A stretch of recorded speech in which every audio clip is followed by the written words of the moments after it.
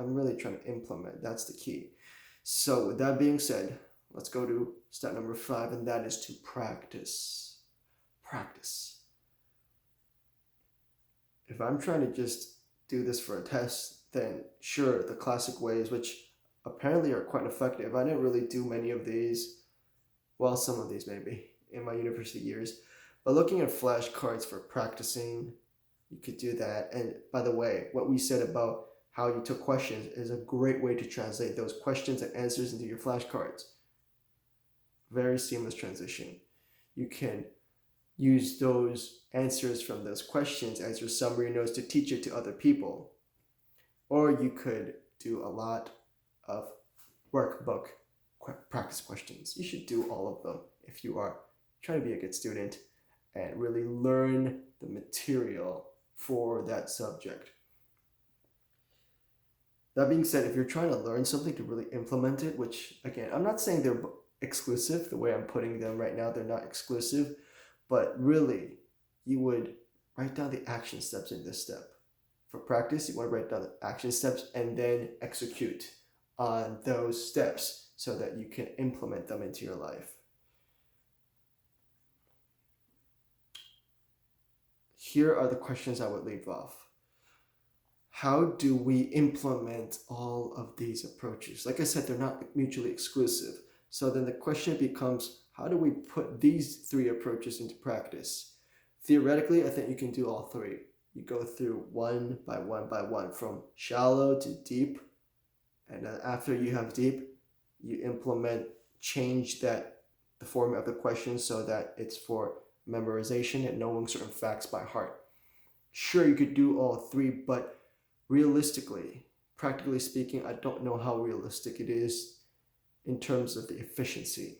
To go through a reading, especially if we're talking about a textbook or even just a book, 3 times, is it realistic? I don't know. So my question is for myself, and if you have an answer, please share that with me. How will we implement all these 3 strategies? Secondly, my other question would be, is there a trade-off between high-level engagement about big ideas and the tracking of detailed and specific steps of certain processes or procedures? It's like if I'm in class, should I sit there and really ask questions about the big ideas, the concepts, understanding or asking myself what are the implications, or should I be there just translating notes, translating the information into questions to which I can return at a later time and answer those questions with the goal of trying to attain and memorize those sets of information? I don't know. Where's the balance between those two? And then lastly, the question I have would be about cognitive load. Don't know if you've heard of that term before, but cognitive load refers to the idea of holding certain ideas or questions you have in your mind and being okay with that while simultaneously moving on to something else and then later referring back to it. Clear illustration, you're reading something, there's a term you don't understand, you have a question that pops up in your mind. Instead of stopping to address it at full force, how good are you able to hold that in your mind or put it to the side, if you will, and then keep going with your reading, focusing on what's next, on the present sentence, and then the next, and then the next. And then as you understand more and more, perhaps you understand something at a later time, you can refer back to what you were asking about earlier and make sense of that question or information which you had doubt about. So I think my question here would be, how often do you stop to recall and do your research and write down your insights? But I think part of this is like asking the question, how far, as you're walking on a tightrope, how far on to the left should you lean before you really try to control balance again? And the question to that is, I can't say it to you. Do I tell you lean to this side until 23 degrees and a half, and then you really need to get back to your center?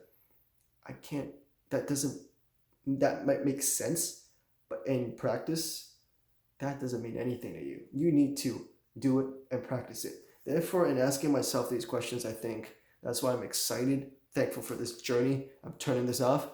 Thankful for this journey where we could explore some of the key concepts in learning and having these plans. Though I had my ups and downs, sometimes it was more productive, more focused. And when I talk about productivity and focus, it's more so about the effectiveness of different strategies I was using. But remember, just like with speaking that I've been using as an illustration here, there are times that it gets uncomfortable. But you know what? I'm thankful that now I can stand here before you by God's grace, that I'm still alive and breathing, and I'm getting more comfortable with this. I hope I'm not trying to put on any front. I hope I can just come off as I am and serve and love, make it about you. Here again, talking about big ideas. In regards to learning, just remember that there's this process of experimentation.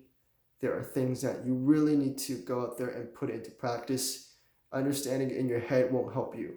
Knowing all the theories about swimming won't help you become a good swimmer. You actually need to get into the water and swim. I hope that makes sense. That's a reminder to myself. All these things that I've said to you, I'm sharing from my own experience. I'm still learning, just sharing what I understand and comprehend from my limited perspective at this current time. I hope we can learn together. I hope you will become a terrific learner and learn the essential life skills to live a meaningful life. May God bless you.